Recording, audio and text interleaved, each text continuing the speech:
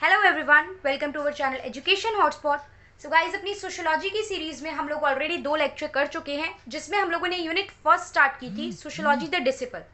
अब इसमें हम लोगों ने बात की थी कि सोसाइटी कैसे इवॉल्व हो रहा, सोशियोलॉजी जो एज अ सब्जेक्ट है ये कैसे इवॉल्व हो रहा था।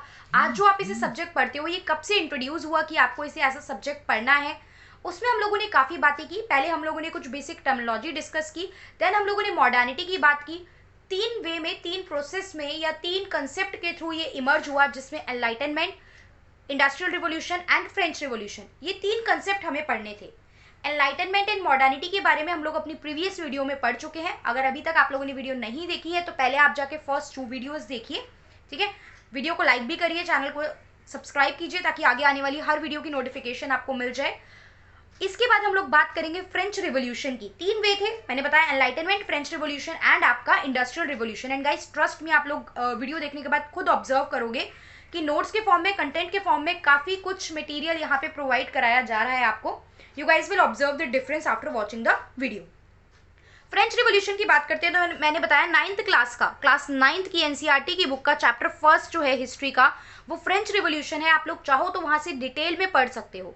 हम लोग बस यहाँ पे सोशियोलॉजिकल एस्पेक्ट की बात करेंगे। मैं यहाँ पे आपसे पूरा सब जैकोबियन क्लब बना था, ट्री ऑफ लिबर्टी रखा गया, ये सब बात नहीं कर रही हूँ, ठीक है। यहाँ पे हम लोग इतना डिटेल में बात नहीं कर रहे हैं। हम लोग सिर्फ ये बात कर रहे हैं कि 1789 में फ्रेंच रिवॉल्यूशन की बात की गई थी। उस समय पे लुइस 14 जो थे वो यहाँ पे रूल कर रहे थे फ्रेंच में, ठीक है। उनकी वाइफ जो थी वो मैरी एंटोनेट थी, जो कि ऑस्ट्रिया की प्रिंसेस थी। She was princess of Austria. इनकी शादी इनसे हुई। अब लुइस 14, थोड़ा सा बैकग्राउंड बता रही हूँ बस मैं आप लोगों को। लुइस 14 जब किंग बने, देखो कोई राजा बनता है तो वो क्या सोचता है कि बहुत अच्छे से प्रजा है, बहुत पैसा ही पैसा होगा। अब इनके पास इस चीज से जब ये राजा बने तो इन्होंने बिल्कुल अपोजिट चीज फेस की, shortage of fund. He faces the shortage of the fund, कि हमारे पास, हमारी प्रजा के पास पैसा ही नहीं है बिल्कुल भी। तो इन्होंने आके चेक करवाया कि भाई पैसे की कमी क्यों हो रही है, वी आर द किंग, हमारे पास पैसे की कमी क्यों है। तो पैसे की कमी के कुछ रीजंस पता चले। The reasons are as follows. पहली बात तो इनका जो पैलेस था, पैलेस जो था, पैलेस ऑफ वर्सिलिस, वो पैलेस बना तो दिया, आप कहते हैं ना हाथी पाल तो लो, लेकिन हाथी के जो खर्चे होते हैं वो बहुत महंगे होते हैं आगे उसको कंटिन्यू करना। तो पैलेस ऑफ वर्सिलिस था जो वो पूरा मिरर से बना हुआ था, बहुत आलीशान सा महल बना हुआ था। उसके रख रखाव में, मेंटेनेंस में बहुत खर्चा आता था। पहला कारण तो ये हुआ। दूसरा कारण, इन्होंने अमेरिका की, आपको पता है ब्रिटेन ने अमेरिका को भी अपनी कॉलोनी बना रखा था, तो अमेरिका की 13 कॉलोनी को फ्री कराने में अमेरिका की हेल्प की थी। Because French want to show Britain कि भाई हम भी किसी से कम नहीं है। तो इन्होंने हेल्प करी, इन्होंने मिलिट्री भेजी, इन्होंने अमेरिका की हेल्प करी फ्री होने में। वहां पे भी पैसा लगेगा। प्लस इनके ऊपर लोन बहुत ज़्यादा इकट्ठा हो गया था, लोन बहुत ज़्यादा था, और इंटरेस्ट जो लोन पे देना था वो भी ज़्यादा था। और रेगुलर एक्सपेंसेस तो होते ही हैं एक प्रजा में। जो रेगुलर एक्सपेंस है आपके, वो तो होंगे ही होंगे कि आपको रख रखाव और मेंटेनेंस सारा करना है, ठीक है। तो ये चीज जो थी वो यहाँ पे क्या हो गई थी, प्रॉब्लमेटिक हो गई थी, और इस वजह से इनके यहाँ पे शॉर्टेज ऑफ फंड थी। तो शॉर्टेज ऑफ फंड की वजह से इन्होंने क्या करना स्टार्ट किया, इन्होंने टैक्स लगाना स्टार्ट किया। इन्होंने बहुत सारे तरह तरह के डायरेक्ट और इनडायरेक्ट टैक्सेस लगाने स्टार्ट कर दिए, जिसका burden ultimately the lower people of the society, the lower structure जो था यहाँ का फ्रेंच का, उन पे पड़ रहा था। और इसी सब एक्सप्लॉयटेशन की वजह से वहां पे लोगों ने आवाज उठानी स्टार्ट की इनजस्टिस के against, which ultimately lead into a revolution. वो आउटबर्स्ट जो था, वो अटैक करा इन लोगों ने, जेल पे कब्जा कर लिया था, जो वहाँ का बेलेस्टाइल का जेल था उस पर कब्जा कर लिया था इन लोगों ने, वहाँ पे वेपन्स छीन लिए थे। तो ये बस किंग को डराने धमकाने और शो करने के लिए कि yes we are not happy with the system that is going on, ये जो सिस्टम चल रहा है इससे हम लोग नहीं सेटिस्फाई हैं। ये सब बहुत एक प्रोसेस में पूरा फ्रेंच रिवॉल्यूशन चला है। Will not complete it here, हम यहाँ पे पढ़ना मेन वो रीजन नहीं है। आई होप बैकग्राउंड आपको समझ में आ गया होगा बस। तो अब इस रिवॉल्यूशन के थ्रू हुआ क्या था, इस रिवॉल्यूशन के थ्रू जो क्लास सिस्टम था ना, जो ये आपका पूरा फ्रेंच में, वो सिस्टम चेंज हो गया था। पहले तो हम लोग सिस्टम समझेंगे। देखो, जिस तरीके से इंडिया सोसाइटी में आपका वर्ना सिस्टम चलता था, आपकी ब्राह्मण, क्षत्रिय, वैश्य, शूद्रास में पूरी सोसाइटी डिवाइडेड थी। तो इंडिया एज इंडिया अलोन ये चीज़ नहीं थी कि क्लास को लेके, कास्ट को लेके बाइफर्गेशन था। बाहर कंट्रीज में भी क्लास को लेके डिवीजन होता था। अब क्वेश्चन आता है, मैं एक वर्ड यूज करी हूँ कास्ट और एक वर्ड यूज करी हूँ क्लास, आज ही समझ लो, ठीक है। आई एग्री, स्टार्टिंग क्लासेस हैं, बट सोशियोलॉजी के स्टूडेंट के लिए कास्ट और क्लास का डिफरेंस क्लियर होना बहुत जरूरी है। कास्ट जो चीज होती है वो आपको बाय बर्थ मिल जाती है, आप इसको चेंज नहीं कर सकते हो। You can not change your cast. आपको बाय बर्थ जिस कास्ट में आप पैदा हुए हो आप उसके मेंबर बन जाते हो। तो कास्ट को ना हम लोग एस्क्राइब्ड बोलते हैं, एस्क्राइब्ड स्टेटस, एस्क्राइब्ड चीज होती है which is given to you by your birth, और आप इसको चेंज नहीं कर सकते हो। वही क्लास जो है वो इंसान अपनी नॉलेज मतलब इनकम से रिलेट करती है। सिंपल सी बात, अपर क्लास से बिलोंग करते हैं, मिडिल क्लास, हम लोअर क्लास, मतलब ये इंडिविजुअल्स की इनकम से रिलेट करती है। तो ये आप अपनी एजुकेशन और अपनी स्किल्स के बेसिस पे जो है वो गेन कर सकते हो। जरूरी नहीं है एक इंसान लोअर क्लास में पैदा हुआ है तो वो मरेगा भी लोअर क्लास में। कहते हैं ना कि आप गरीब पैदा हुए, this is not your fault, but अगर आप गरीब ही मरोगे तो ये आपकी फॉल्ट होती है। तो सिंपल सी बात है, क्लास जो है वो किस पे डिपेंड करती है, वो इनकम पे डिपेंड करती है, और इसे अचीव्ड स्टेटस बोला जाता है, जिसे आप पूरी लाइफ में अचीव करते हो डिफरेंट डिफरेंट चीजों के थ्रू। तो वहाँ की जो सिस्टम था वो क्लास सिस्टम था, ये इनकम के बेसिस पे डिवाइडेड था स्ट्रक्चर, जिसको 3 स्टेट बोलते हैं। सबसे ऊपर तो किंग होंगे, जो हम कहते थे कि भगवान ने अपॉइंट करके भेजा है, लोग वो क्योंकि वोटिंग वगैरह तो होती नहीं थी, बिल्कुल रिच होते थे, ऑब्वियस बात है राजा हैं तो रिच होंगे और सब पे रूल करते थे। किंग के बाद यहाँ पे 3 स्टेट में सोसाइटी डिवाइडेड थी, first state, second state, third state. First state के पीपल को क्लर्गी बोला जाता था, जो कि किंग के रिलेटिव्स यहाँ पे होते थे, कुछ रिच और इन्फ्लुएंशियल लोग, और जितने भी रिलीजियस प्रीस्ट होते थे, पादरी होते थे, जैसे चर्च में जो वर्क कर रहे हैं वो पर्सन यहाँ पे जाते थे। सेकेंड स्टेट के लोगों को नोबल्स बोला जाता था, जो लोग राजा के लिए फाइट करते थे। ठीक है, रिच, अगेन ये भी रिच होते थे, रिस्पेक्टेड होते थे, और ये राजा के लिए फाइट करने का काम करते थे, इनको नाइट्स भी बोला जाता था। अब ये 2 लोग हैं वो रिच दिख रहे हैं, इन्फ्लुएंशियल पोजीशन रखते हैं, सिर्फ पॉपुलेशन का 10% हिस्सा है, लेकिन जगह इनके पास 90% से ज्यादा है। For example, this is the land, ये इतना पूरा, मतलब यहाँ तक मान लो कि ये 90% लैंड है, फॉर एग्जाम्पल यहाँ तक, इस 90% लैंड में सिर्फ 10 लोग बैठे हैं, और इस 10% लैंड में पूरे 100 पीपल बैठे हुए हैं। वो 100 पीपल जो इस लैंड पे थे, जिनके साथ इनजस्टिस हो रही थी, वो थे थर्ड स्टेट के लोग, यानी कि कुछ बचे हुए लोग, छोटे मोटे मर्चेंट हो गए, पीजेंट्स हो गए, आर्टिशियंस हो गए, ये सब खेती बाड़ी और छोटे मोटे काम करते थे। So this is the whole system. तो पहले तो आप देख रहे हो ये 2 लोग क्या थे, टैक्स नहीं पे करते थे, सारा अल्टीमेटली टैक्स किससे चार्ज किया जाता था, इन लोगों से। तो ऑब्वियस बात है कब तक सहेंगे, कभी तो आवाज उठाएंगे, तो इन्होंने आवाज उठानी स्टार्ट कर दी थी, तभी आपको ये फ्रेंच रिवॉल्यूशन देखने को मिलता है।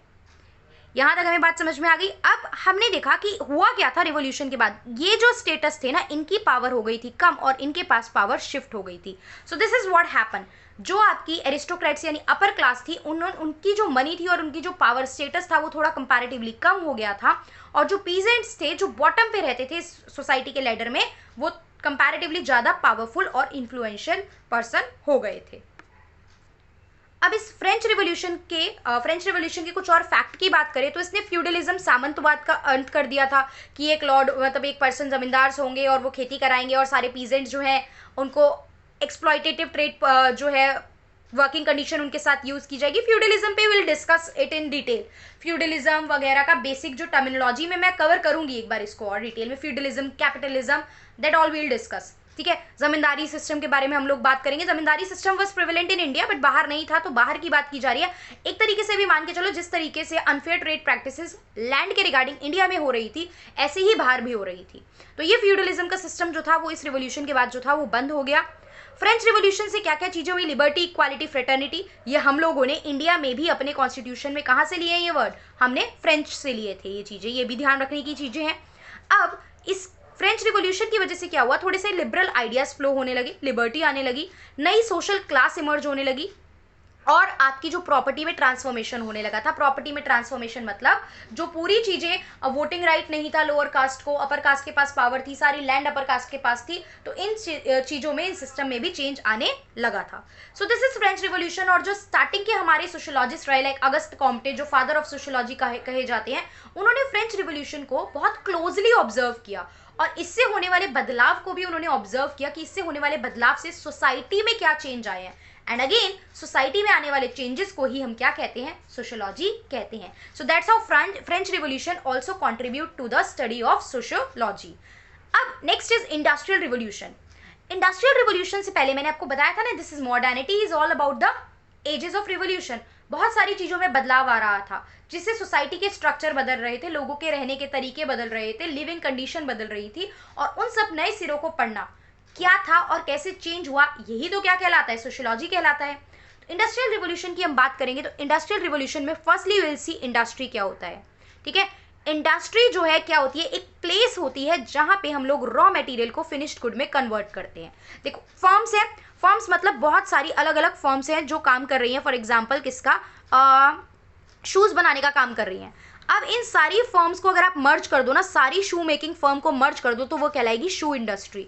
तो रिलेटेड कंपनीज होती हैं ये सारी क्या होती है, रिलेटेड कंपनी। और इंडस्ट्री में जनरली काम किस चीज़ का होता है, प्रोडक्शन का। What actually happen, main work क्या है इंडस्ट्री में, व्हाट हैपन, प्रोडक्शन हैपन। यहाँ पे क्या मेन काम होता है, प्रोडक्शन।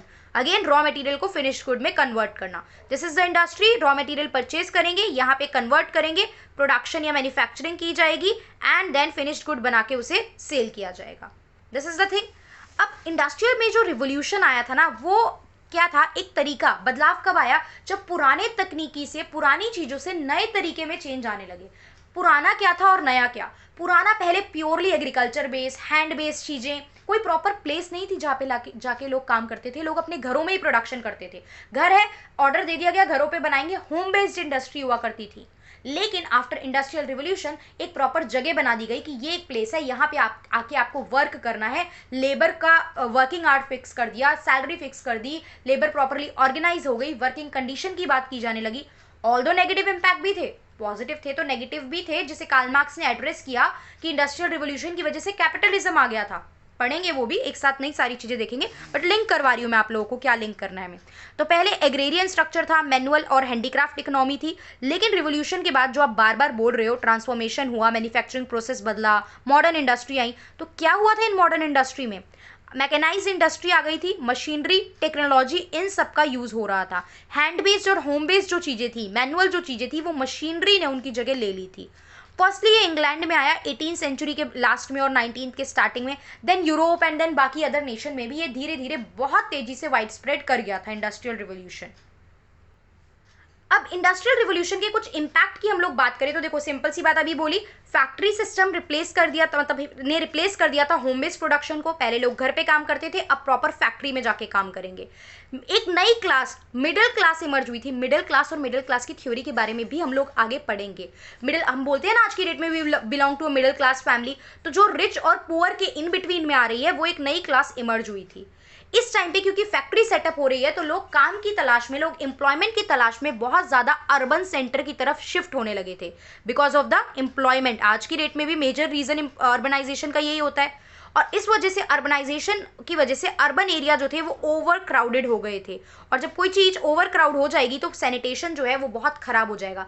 लंदन में बहुत ज़्यादा प्रॉब्लम हुई थी हेल्थ को लेके, सैनिटेशन को लेके। इतना ओवर क्राउडेड हो गया था एक टाइम पे, लंदन की सिटी जो थी वो बहुत फ्लडेड हो गई थी लोगों से, क्योंकि काम था, अर्बनाइजेशन हो रहा था, क्योंकि जॉब्स थी। तो उनकी कटनी छटनी करने के लिए भी, लोगों को हटाने के लिए भी गवर्नमेंट को वहाँ पे स्पेशल स्टेप्स लेने पड़े थे। लेबर का डिग्रेडेशन, देखो लेबर से काम करा रहे हो, ऑल्दो अपने वर्किंग कंडीशन, लेबर, ये सब फिक्स कर दिया है, लेकिन लेबर के साथ उस टाइम पे लेबर लॉज नहीं थे, इतनी लॉज ही नहीं, शुरू हो रही है इंडस्ट्री तो तुरंत कैसे लेबर के लिए लॉज बन जाएंगे। तो स्टार्टिंग में तो लेबर को एक्सप्लॉइट किया जा रहा था।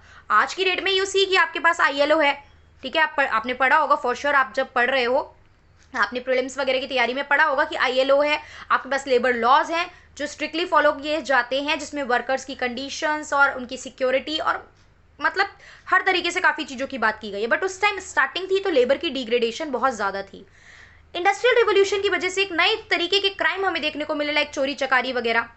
न्यूक्लियर फैमिली, मतलब जॉइंट फैमिली पहले होती थी, अब लोग मूव कर गए, अर्बनाइजेशन होने लगा, काम के लिए शिफ्ट कर रहे हैं, अलग से रह रहे हैं, तो न्यूक्लियर फैमिली देखने को मिली, जिस वजह से कई बार डोमेस्टिक वायलेंस और ये सब मैरिज ब्रेकअप वगैरह के ये सब केसेस भी देखने को मिले। अब क्वेश्चन आता है, इंडस्ट्रियल रिवोल्यूशन ने सोशियोलॉजी को कैसे राइज दिया? आप कैसे बोल सकते हैं ये बात? सिंपल सी बात है कि इंडस्ट्री ग्रो कर रही है, अर्बन स्पेस ग्रो कर रहा है, स्लम्स आ रही थी, लोग रह रहे थे, छोटी छोटी जगह पे रहेंगे, काम करना है तो जहाँ जगह मिलेगी वहाँ रहेंगे। अकेले अकेले पर्सन काम के लिए मूव कर रहे हैं तो उनको बड़ी जगह की ज़रूरत ही नहीं थी, ठीक है। तो ये सोशल कॉन्सिक्वेंस थे इंडस्ट्रियल रिवोल्यूशन के, और इस वजह से सोसाइटी में चेंज आया, और जब सोसाइटी में चेंज आता है उसे हम लोग क्या कहते हैं? सोशियोलॉजी कहते हैं। अब इसकी वजह से और बहुत सारे कंसेप्ट लाइक कैपिटलिज्म, अर्बनाइजेशन और मॉडर्नाइजेशन भी देखने को हमें मिला।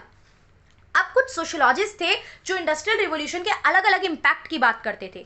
पूरा इम्पैक्ट नहीं पढ़ेंगे, वो तो जब सोशियोलॉजिस्ट पढ़ेंगे तो उनकी थ्योरी में पढ़ेंगे, बट क्या बात करते थे वो यहीं देख के चलेंगे।